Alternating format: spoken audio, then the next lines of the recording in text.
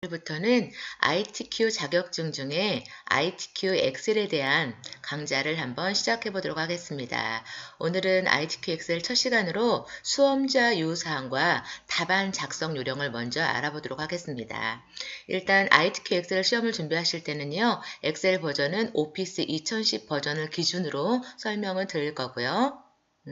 우리가 문서를 작성한 다음에 저장을 할 때 이 두 번째 설명해 보면 파일명은 본인의 수험번호 빼기 성명으로 입력하여야 하며 답안 폴더는 내 문서 밑에 ITQ 또는 라이브러리 밑에 문서 밑에 ITQ 폴더에 하나의 파일로 저장해야 하며 답안 문서 파일명이 수험번호 빼기 성명과 일치하지 않거나 답안 파일을 전송하지 않아 미제출 처리될 경우 실격 처리됩니다. 이 조건에 따라서 저장을 할 거고요. 파일 이름을. 그리고 이 아래로 가보면 답안 작성 요령에 보면 문제는 총 4단계, 즉 제1작업부터 4작업까지, 즉 시트 4개로 구성되어 있으며 반드시 1작업부터 순서대로 작성하고 조건대로 작업하시오. 그리고 두 번째, 모든 작업 시트 A열은 열 너비를 1로 하고 나머지 열은 적당하게 조절하시오. 이 내용과 그리고 아래로 내려가 보면 첫 번째 문제, 제1작업 문제에 보면은 이런 결과물이 나올 건데요. 이런 결과물이 나오기 위해서 데이터 입력할 때 모든 데이터의 서식에는 글꼴을 굴림의 11포인트로 하라는 요구 조건이 있습니다. 여기까지 조건에 따라서 엑셀에 들어가서 기본 세팅하는 방법을 한번 알아보도록 하겠습니다. 자, 시작하겠습니다. 바탕화면에 엑셀 2010을 더블 클릭으로 실행을 해주시고요.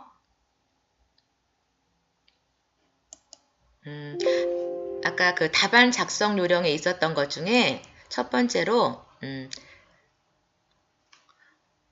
A열의 너비를 1로 하고 글꼴을 굴림 11포인트로 하는 거를 먼저 해보도록 하겠습니다.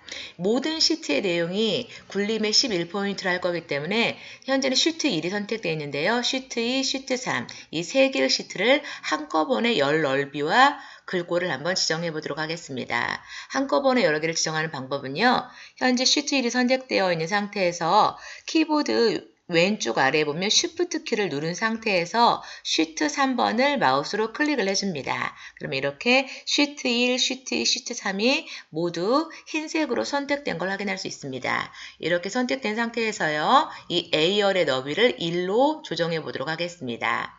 A열의 이 A열을 클릭을 하시고요. 마우스로. 마우스 오른쪽 버튼을 누르면 메뉴가 나오는데 이 메뉴 중 열 넓이 메뉴를 클릭해 줍니다. 열 너비의 이름을 너비의 크기를 1로 하고 확인 단추를 클릭해 주겠습니다. 그럼 이렇게 A열의 너비가 1로 바뀌는 걸 알 수 있고요.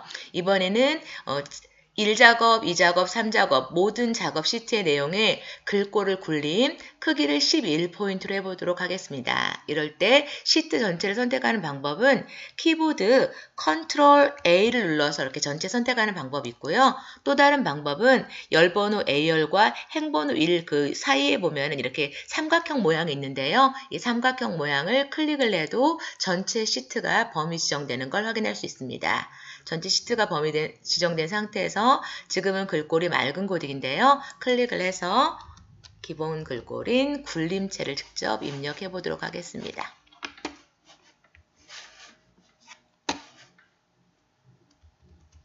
목록에서 찾아도 되지만 굴림이라고 직접 입력하고 엔터키를 누르는 게 더 빠르겠죠.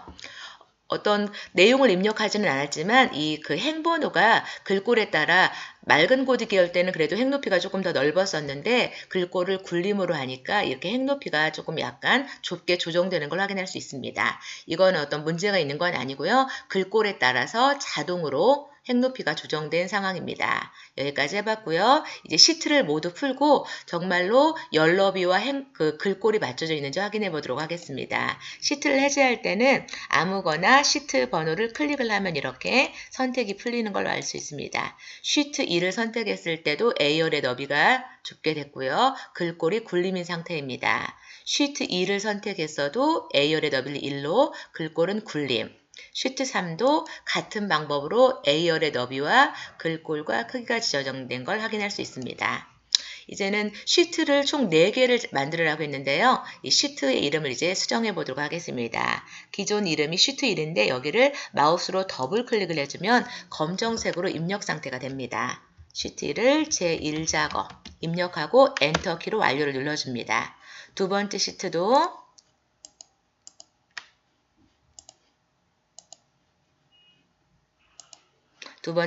마우스로 더블 클릭을 하여 제2작업 엔터.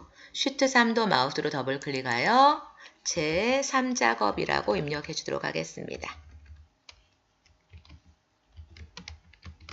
네, 보통 그 답안 작성 요령에 보면 제1작업부터 제4작업까지 시트가 4개라고 했었는데요. 맨 마지막 문제는 그 차트를 만드는데 이 차트는 1작업에서 입력했던 데이터를 가지고 만들면 자동으로 새로운 시트, 차트 시트가 만들어지기 때문에 차트를 만든 다음에 결과 시트의 이름만 제4작업으로 수정해 주시면 되겠습니다.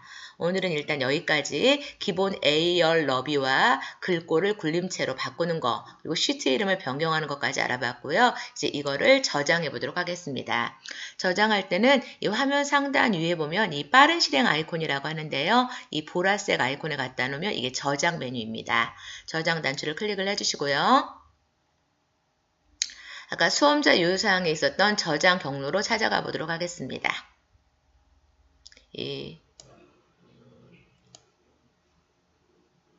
는 여기 문서 안에 ITQ 폴더를 더블 클릭을 해줍니다.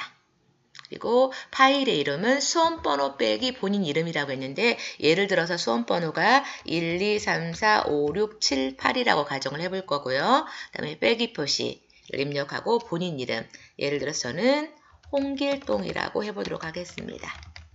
하고 저장 버튼을 눌러주시면 되겠습니다. 여기까지 하면 엑셀 시험 준비가 되었고요. 이제 제1작업부터 데이터를 입력하고 꾸미는 기능은 다음 시간부터 또 하나씩 알아보도록 하겠습니다. 감사합니다.